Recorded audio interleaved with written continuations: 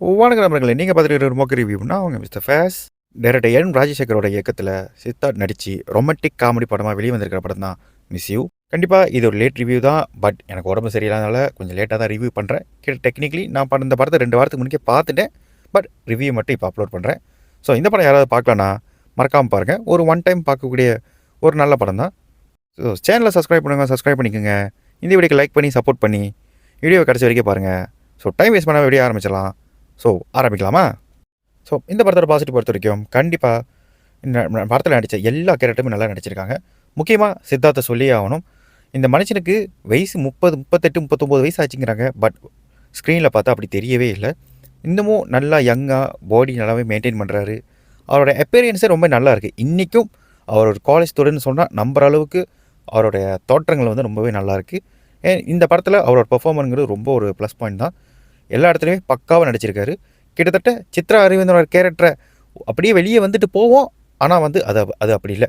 கிட்டத்தட்ட நானே பயந்துட்டேன்னு கூட சொல்லலாம். ஐயோ மறுபடியும் இருந்தா அப்படின்னு சொல்லக்கூடிய அளவுக்கு இருந்தாலும் பட் ஓவரால் இந்த படத்துக்கு என்ன தேவையோ அவரை கரெக்டாகவே கான்ட்ரிபியூட் பண்ணியிருந்தார். கிட்டத்தட்ட இந்த படத்தை வந்து பக்காவாகவே டெலிவரி பண்ணியிருந்தார். அவரோட பெர்ஃபார்மனாக இருக்கட்டும், ஹியூமராக இருக்கட்டும், அவரை எமோட் பண்ணுறதா இருக்கட்டும், எல்லாமே நல்லாயிருக்கு. நல்லா ஏன் நடிக்கிற, ஏன் மொக்க படத்தை நடிச்சிக்கிட்டு இருக்க, நல்லா நடின, நல்ல நல்ல ஸ்கிரிப்டில் நடி. படத்தோட ஹீரோயினான ஆஷிகா அவங்க ஆல்ரெடி எஸ்டாப்ளிஷான ஒரு ஆக்ட்ரஸ் தான். அவங்க ஆல்ரெடி கன்னடத்தில் நிறைய படங்கள் பண்ணியிருக்காங்க. பட் தமிழில் இதான் அவங்களோட முதல் படம் நினைக்கிறேன், if I not wrong. But இந்த படத்தை பொறுத்த வரைக்கும் அவங்களுடைய பெர்ஃபார்மன்ஸ் ரொம்பவே நல்லா இருந்துச்சு.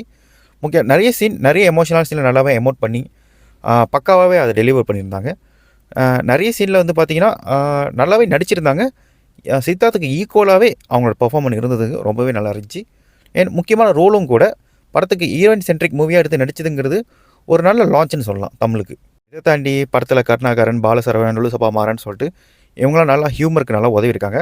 இவங்களோட ஹியூமர் சில இடத்துல எனக்கு சில கவுண்டர்ஸ்லாம் நல்லாவே ஒர்க் ஆகிடுச்சு. அதை தாண்டி ஒரு சப்போர்ட்டிங் கேரக்டராகவும் நல்லாவே பண்ணியிருந்தாங்க.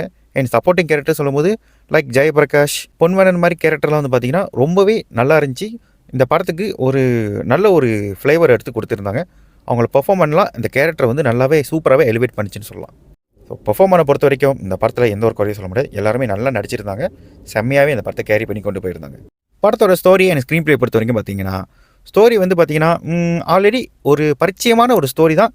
பட் இந்த படத்தில் அவங்க எப்படி பண்ணியிருக்காங்க பார்க்கும்போது கொஞ்சம் நல்லாவே பண்ணியிருக்காங்க. நிறைய கமர்ஷியல் எலிமெண்ட்ஸ் ஆட் பண்ணி ஓரளவு நல்லாவே கொடுக்க பார்த்துருக்காங்க. ஸ்க்ரீன் ப்ளேவை பொறுத்த வரைக்கும் பார்த்தீங்கன்னா ஃபஸ்ட் ஹாஃபும் சரி, செகண்ட் ஹாஃபும் சரி நல்லாவே பண்ணியிருக்காங்க.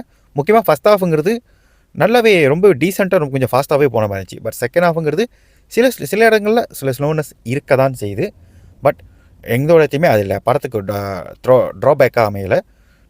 நல்லாவே கொண்டு போகிற அளவுக்கு கதையை நகர்த்தக்கூடிய அளவுக்கு எல்லா விஷயமும் அதில் அடங்கி இருந்துச்சு. அண்ட் படத்தில் ட்விஸ்ட் அண்ட் டேர்னுங்கிறது இருக்குது. ரொம்ப எப்படி சொல்கிறது, ப்ரெடிக்டபிள் தான். பட் அது எந்த ஒரு இடத்துலையுமே உங்களை வந்து அந்த ப்ரெடிக்டபிலிட்டியை தாண்டி ரசித்து பார்க்கக்கூடிய அளவுக்கு அந்த ட்விஸ்ட் அண்ட் டர்ன் அமைஞ்சதுங்கிறது ரொம்பவே நல்ல விஷயம். இந்த படம் பார்க்கும்போது கண்டிப்பாக நானி நடித்து வெளியே வந்த ஹைனானா படம் லைட்டாக கொஞ்சம் ஞாபகம் வந்துட்டு போவோம். பட் கண்டிப்பாக மேக்கிங்காக இந்த படமும் அந்த படமும் வேறு தான். பட் கண்டிப்பாக சில இடங்களில் அந்த படத்தை ஞாபகப்படுத்தக்கூடிய அளவுக்கு இந்த கதையும் இந்த கதைக்காலமும் அமைஞ்சிருக்குங்கிறது ஒரு மறக்க முடியாத உண்மைன்னு சொல்லலாம். அண்ட் மியூசிக்கை பொறுத்த வரைக்கும் ஜிப்ரான் அவரோட வழக்கமான வேலையை பக்காவாக பண்ணிட்டாரு. ஸோ மியூசிக்காக இருக்கட்டும், பாட்டாக இருக்கட்டும், ரெண்டுமே ஓகேன்னு சொல்கிற அளவுக்கு தான் இருக்குது. பெருசாக இம்ப்ரெசிவாக இல்லைனாலும் இந்த படத்துக்கு என்ன தேவைங்கிறத அவர் பக்காவாகவே பண்ணியிருக்காரு. பிஜிஎம்லாம் ரொம்பவே நல்லா இருந்துச்சு. முக்கியமாக அந்த லேடி சீட் பிஜிஎம்ங்கிறது கொஞ்சம் ஐகானிக், கொஞ்சம் காமெடியாகவும் நல்ல ஹியூமராகவும் இருந்துச்சு. அந்த சீனை நல்லாவே எலிவேட் பண்ணிச்சுன்னு சொல்லலாம். அண்ட் அதே போல் இந்த படத்தோட சினிமோகிராஃபி விஷுவலாக நல்லாவே பண்ணியிருந்தாங்க. சினிமோகிராஃபி இந்த மவுண்டன் ஏரியா அண்ட் பெங்களூரை காமிச்ச விதமாக இருக்கட்டும், அண்ட் அவங்க அந்த வீடு வந்து ஹீரோட வீடை காமிச்ச விதமாக இருக்கட்டும், எல்லாமே நல்லா இருந்துச்சு. சின்ன சின்ன லொக்கேஷனாக இருந்தாலும் அதை நல்லாவே பார்த்து செம்மையாக கலர் கிரேடிங்லாம் கொடுத்து விஷுவலி நல்லாவே ப்ரெசென்ட் பண்ணியிருந்தாங்க. டெக்னிக்கலி செம்ம ஸ்ட்ராங்கான ஒரு படம் தான்.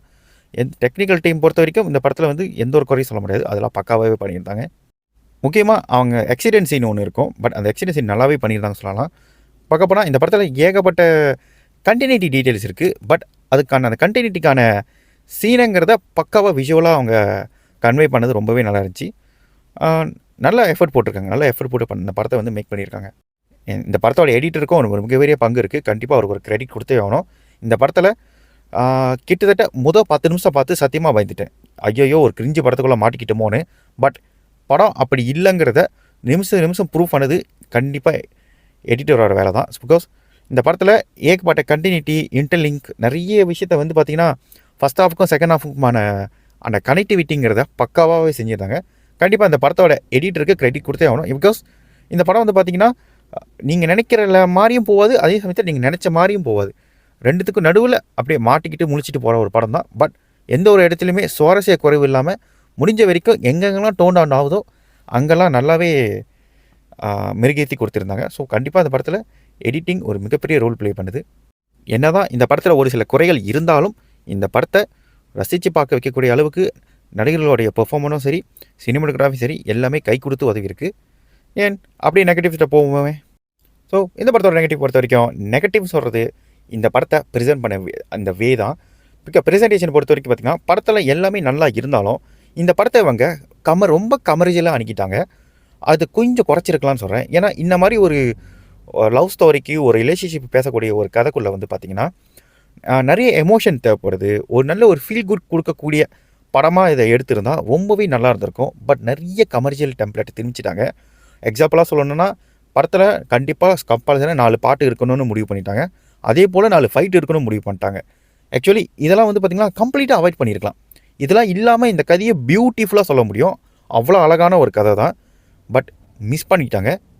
அதே போல் இந்த படத்தில் ஒரு கேரக்டர் வரும். இந்த படத்தோட முக்கியமாக வில்லன் சொல்லப்படுற அந்த கேரக்டர் வந்து பார்த்திங்கன்னா அந்த கேரக்டர் இல்லாமல் இந்த படத்தை தாராளமாக கொண்டு போக முடியும். ஏன்னா அந்த அளவுக்கு பொட்டென்ஷியல் இருக்கக்கூடிய ஒரு கதை தான் இது. பட் அந்த வில்லனோட கேரக்டருங்கிறது எந்த ஒரு வகையுமே இந்த படத்துக்குள்ளே அவங்க கரெக்டாக பிளெண்ட் பண்ணிட்டாலும் பட் அது இல்லாமல் இந்த கதையை சொல்ல முடியும். இந்த படத்துக்கு வில்லன் ஒன்று தேவையே இல்லை. கதையோட கான்ஃப்ளிக்ட் ஆல்ரெடி ஸ்ட்ராங்காக இருக்கும்போது இந்த மாதிரி ஒரு வில்லன் கேரக்டர் கொண்டு வந்தது பொட்டென்ஷியலை டைவர்ட் பண்ணுற மாதிரி இருக்குது. ஆக்சுவலி இந்த வில்லன் கேரக்டர்னால தான் இந்த கமர்ஷியல் எலிமெண்ட்டுங்கிறது உள்ளே வந்திருக்குன்னு நினைக்கிறேன். எனக்கு தெரிஞ்சு கமர்ஷியல் எலிமெண்ட்டை கட் பண்ணிவிட்டு நல்ல ஒரு ஃபீல் குட் படமாகவே இந்த படத்தை ப்ரெசென்ட் பண்ணியிருக்கலாம். அண்ட் முன்னாடியே சொன்ன மாதிரி இந்த படத்தில் ஏகப்பட்ட எமோஷன் சீன் இருக்குது. பட் ப்ராப்பராக எமோட் பண்ண விடலைங்கிறது தான் உண்மை கதை. பிகாஸ் முக்கியமாக இந்த படத்தோட கிளைமேக்ஸ் வந்து பார்த்திங்கன்னா வேறு லெவலில் இருந்திருக்கணும். பட் நல்லா பண்ணியிருக்காங்க. பட் எமோஷனல் பார்த்தலன்னு சொல்கிறேன். அதாவது அந்த சீனை வந்து பார்த்திங்கன்னா முடியும் போது ஒரு நல்ல ஃபீல் குட் மூவியாக முடிக்க வேண்டிய படம். பட் ரொம்ப நார்மலான ஒரு படமாக முடிச்சிட்டாங்க. இந்த எண்டிங் ஓகே தான். பட் இதை விட பெட்டரான ஒரு எண்டிங் கொடுத்துருக்கலாம். நல்லாவே இன்னும் பொறுமையாக இந்த படத்தை மேக் பண்ணியிருக்கலாம். நல்ல ஒரு எண்டிங். பட் மிஸ் பண்ணிட்டாங்க. அதே போல் இந்த மாதிரி படத்துக்கு மியூசிக்குங்கிறது ரொம்ப முக்கியம். ஸோ ஜிப்ரானோட பேக்ரவுண்ட் ஸ்கோர் ஏன்னா கொஞ்சம் ஓகேவாக இருந்தாலும் பட் பாடல்கள் சரியாக கரெக்டாக அமையலை அந்த படத்துக்கு. இந்த மாதிரி படத்துக்கு ஒரு நல்ல பாடல்கள் இருந்தால் இந்த மாதிரி படத்துக்கான ப்ரொமோஷனுங்கிறது ரொம்ப ஈஸியாக போய் மக்கள்கிட்ட கன்வே ஆகும். ஸோ நல்ல பாட்டுங்கிறது இந்த மாதிரி படத்துக்கு ரொம்ப முக்கியம். பட் இந்த படத்துக்கு இதுவும் ஒரு குறையாக அமைஞ்சிருச்சு. கண்டிப்பாக இந்த படத்தில் ஏகப்பட்ட லாஜிக் மிஸ்டேக் இருக்க தான் செய்யுது. நிறைய இடங்களில் துண்டாவே தெரியும். பட் அதெல்லாம் மன்னிச்சு விட்டு பார்க்குற அளவுக்கு இருக்கிறது இந்த நடிகர்களோட பெர்ஃபார்மன்ஸ் மட்டும்தான். ஸோ ரொம்ப பெரிய குறைன்னு சொல்ல மாட்டேன். இருந்தாலும் சில இடங்களில் துண்டாக சில விஷயங்கள் தெரிய தான் செய்யுது. என்ன தான் அவங்க கண்டினியூட்டி டீட்டெயில்ஸ் பண்ணியிருந்தாலும் ஓவரால் படம் எப்படி இருக்குன்னு கேட்டிங்கன்னா இந்த படம் கண்டிப்பாக பார்க்கக்கூடிய ஒரு நல்ல படம் தான். இவ்வளோ சில குறைகள் இருந்தாலும் இந்த படம் வந்து பார்த்திங்கன்னா எந்த ஒரு இடத்துலையுமே சுவாரஸ்ய குறைவாக இல்லாமல் கமர்ஷியலாக கொஞ்சம் நீட்டாகவே ப்ரெசென்ட் பண்ணியிருந்தாங்க. ஸோ அந்த படத்தை பார்க்கணும்னு நினைக்கிறோம் மறக்காமல் தேட்டரில் போய் பாருங்கள். இல்லை ஓடிடியில் வர வரைக்கும் வெயிட் பண்ணி தான் பார்க்கலாம் அப்படின்னா கண்டிப்பாக ஓடிடியில் வந்ததுக்கப்புறம் பாருங்கள். கண்டிப்பாக இந்த படம் பிடிக்கிறதுக்கான சான்சஸ் வெரி ஹை. ஸோ எனக்கு இந்த படம் ரொம்ப பர்சனலி ஒரு நல்லா இருந்துச்சு. ஒரு ஒன் டைம் பார்க்கக்கூடிய ஒரு ஓகேவான படமாக இருந்துச்சு. உங்களுக்கும் பிடிக்கும்னு நினைக்கிறேன். ஸோ உங்களை வேற ஒரு வீடியோவில் வந்து சந்திக்கிறேன். ஸோ வரட்டா.